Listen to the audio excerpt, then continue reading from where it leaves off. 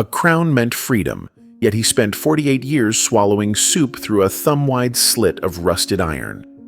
Nobody in the kingdom saw his face twice, not even the man assigned to change his bedding. Peasants whispered that the mask hid fangs. Courtiers insisted it hid a royal birthmark shaped like France. Either way, the prince beneath the iron breathed, aged, and died, all while his kingdom toasted liberty. They named him Augustin at baptism, though that detail never made the official chronicle. His twin brother, Roland, arrived 7 minutes earlier, just enough time for midwives to decide who deserved the coronet and who deserved obscurity. Twins in royal houses complicated everything from succession treaties to coronation seating plans, so the court physicians simply declared Augustine stillborn and carried on. The spare infant was spirited to a damp nursery wing while Roland's first swaddling cloth was embroidered with fleur-de-lis. Because, of course, it was. For 8 formative years, Augustine existed as a rumor in the palace kitchens. The other boy, the pale child glimpsed darting between tapestries, the one who never participated in archery lessons but could quote Virgil before losing his baby teeth. He learned quickly that knowledge was a safer indulgence than sunlight.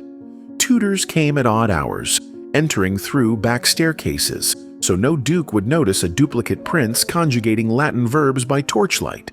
The boy absorbed everything: astronomy, accounting, even the sordid letter books of disgraced uncles, because secrets were more filling than bread. Meanwhile, Roland, golden and legitimate, excelled at appearing legitimate. He waved from balconies, signed treaties he barely understood, and developed a fondness for banquets thick with pheasant grease. Augustine watched these festivities through a lattice window, high above the great hall, tasting each musical flourish like a betrayal. He never envied the applause, only the open air that accompanied it. Then Roland almost died chasing a stag beyond the hunting preserve. Panic rippled through ministers. If twin brother Augustine met the same tree tomorrow, the dynasty would vanish overnight. An heir who could never be recognized but could never be allowed to disappear. That was a bureaucratic nightmare. Enter Lord Chandos, the king's shadow strategist, whose favorite pastime was turning people problems into architectural ones. Chandos's solution: hide the spare prince so thoroughly that even his own reflection couldn't find him. The iron mask arrived 2 mornings later inside a cedar chest. It was neither ceremonial nor decorative, merely thick enough to muffle identity. Holes were drilled for breath and bread, nothing more. Augustine, then 9, held the helmet-like device with the grim curiosity children reserve for dead sparrows. The steward explained delicately that wearing it meant protecting his brother's throne. Augustine asked if Roland would wear one too, just to be fair. The steward pretended not to hear. Once secured, the mask changed mathematics. Augustine's existence could now be measured in echoes and key turns. He was transferred to the northern tower, a keep so damp that even spiders complained. Guards rotated monthly to avoid sympathy fatigue. Orders were simple: never ask his name, never remove the mask, never let him hear their real voices. To enforce the last rule, Chandos supplied reed mouthpieces that distorted speech into flute-like wheezes, turning every command into a parody of authority. Yes, you read that correctly. The royal budget covered anonymous kazoo talk. The first decade of captivity passed as a contest between boredom and imagination. Augustine mapped constellations on the ceiling with candle soot, assigning each star a courtier he vaguely remembered. Sir Aldous of the Crooked Mustache became Beetlejuice, Lady Helene of Perpetual Mourning, Antares. When supplies permitted, he brewed ink from blackberry skins and drafted treatises on governance that nobody read. Occasionally, he practiced smiling beneath the mask just to prove he still could. Outside, Roland's reign lurched from festival to fiasco. He levied a salt tax so steep that fishermen began seasoning their catch with tears solely to stay solvent. 5 minor rebellions sputtered across the countryside, each quenched with more taxes. Roland married a Habsburg cousin whose dowry included 19 falcons and a chronic migraine. The birds flourished. Chroniclers recorded these events with obligatory optimism, but between ornate letters, one could feel the parchment sighing. Chandos, ever the problem solver, believed the kingdom needed a scapegoat, someone to blame besides the crown when grain shipments vanished or border wars simmered. Conveniently, he already housed an anonymous figure whose very existence was scandalous. Rumors of the man in the iron mask trickled into taverns, framed as proof that treason stalked the palace. The masked prisoner became folklore faster than official policy. Some claimed he was a sorcerer who cursed the harvest. Others insisted he was Roland's father, imprisoned to secure a throne that wasn't his. Nobody guessed the truth precisely because it was too plausible. At 23, Augustine stopped expecting rescue. He requested a Bible and a wheel of brie. He received the scripture but only rind. He reread Job, savoring the irony that at least Job got to scratch his sores in the open air. During restless nights, he composed speeches he would never deliver, proposals to abolish the salt tax, to found universities open to commoners, to regulate falcon droppings in royal corridors. Every plan concluded with the same refrain, and thus dignity is restored. He laughed at himself for believing it. Then a visitor arrived who broke protocol by speaking plainly. Captain Elouan Beauregard, newly appointed guard commander, sauntered into the cell sans reed mouthpiece, remarking that the masked man probably already knew what human speech sounded like. This small rebellion tasted sweeter than contraband wine. Elouan addressed him as "my lord" without hesitation, as though the iron had no more authority than a velvet cap. In return, Augustine addressed him by name, a luxury both allowed and forbidden. Over months, guard and prisoner formed a conversational alliance. Elouan supplied news of the outside world. Augustine supplied chess strategies that helped the captain fleece fellow officers. Call it friendship if you like. In that tower, shared sentences were contraband intimacy. Word of their rapport leaked upward. Chandos ordered Augustine transferred to an island fortress, reasoning that water makes a better moat than stone. Elouan, demoted for insolence, volunteered for the escort party, arguing he knew the prisoners' routines.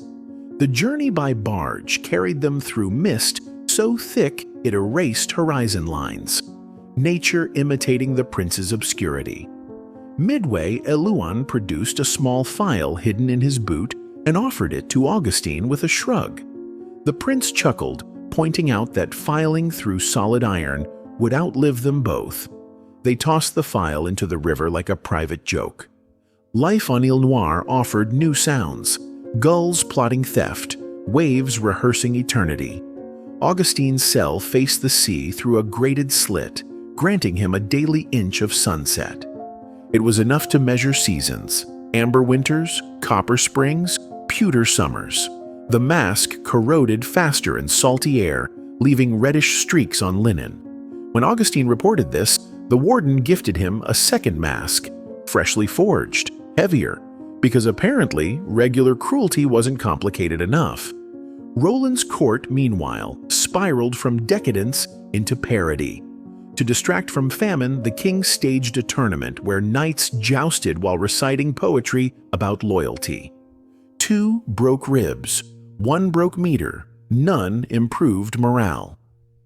When a neighboring duchy threatened invasion, Roland diverted military funds to commission 14 tapestries depicting his own coronation, an event already 17 years past. The weavers finished just as the duchy sacked 3 border towns. Of course they did. Back on Ile Noire, Augustine turned philosopher. He argued with gulls about sovereignty and lost every debate. He learned that silence possesses flavors, The briny hush before dawn tasted different from the oil lamp stillness of midnight. He meditated on the absurdity of kingship, that a surname could justify prisons both visible and iron-masked. Occasionally, he allowed anger to surface, a storm of syllables muffled by steel, then subsided into weary amusement. If the universe was a stage, at least his role was memorable. An attempted rescue came from an unexpected quarter, Duchess Sabine of Artois, Roland's ignored sister-in-law, who fancied herself a reformer. She discovered Augustine's existence while auditing palace ledgers. One line item labeled Special Provisions, Confidential. Intrigued, she traced the allocation to Ile Noire and hatched a diplomatic intervention. She persuaded Roland that pardoning the mysterious prisoner would demonstrate magnanimity. Roland, ever in need of good optics, reluctantly signed the order, then promptly forgot to countersign the release protocol. Bureaucracy stalled the pardon for 14 months, at which point famine riots forced Sabine to flee the capital. The unsigned decree languished in a desk drawer, serving as mouse bedding. During those riots, Roland retreated to his summer palace, leaving ministers to negotiate with mobs wielding pitchforks and sarcasm. The salt tax was repealed, tapestries were quietly burned for heat, and somewhere in a forgotten tower, an accountant calculated that funding Augustine's imprisonment now cost more than freeing him.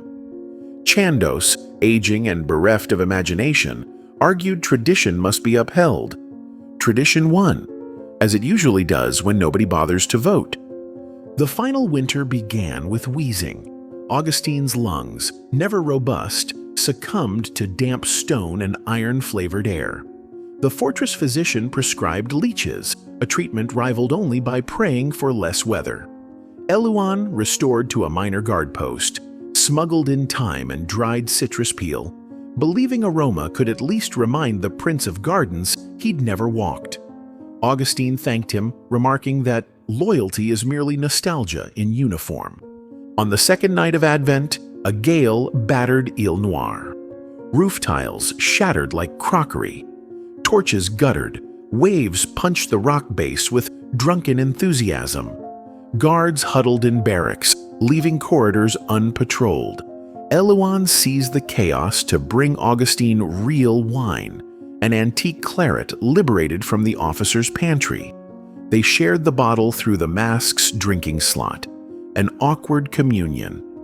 Conversation drifted to what-ifs. What if Roland had been second-born? What if kingdoms valued scholars over heirs? What if masks were optional accoutrements like gloves? Augustine laughed until coughing interrupted.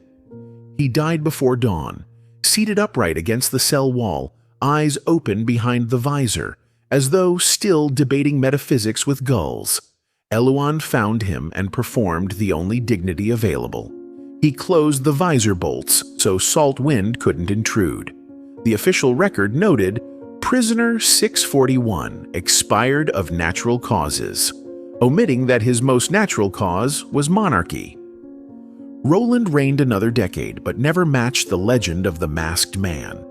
Balladeers sang of a hidden prince whose face could kill with beauty, or, alternately, ugliness. Details optional, so long as the tune sold ale. Children wore carnival masks pretending to be the mystery royal. Their parents wore expressions pretending not to understand the satire. In taverns, patrons toasted the man who kept his secrets, raising mugs to absence itself. Centuries later, a rusted iron mask sits in a museum display case, labeled cautiously, "Identity unknown, possibly noble." Visitors peer through the eye slits, imagining horror or grace. The plaque forgets to mention that the mask outlived a king, a strategist, a duchess, and a system that trusted silence more than truth. But wait, it gets weirder. Those visitors exit the gallery, slip on metaphorical masks, job titles, social credentials, curated smiles, and stroll into a world still terrified of seeing itself unguarded. So the prince who was locked away until death finally achieved what every monarch craves: immortality. Not in marble equestrian poses or gilt manuscripts, but in lingering doubt, the subversive possibility that beneath any polished crown lurks an inconvenient twin, waiting to remind us that legitimacy is often just the luck of 7 minutes.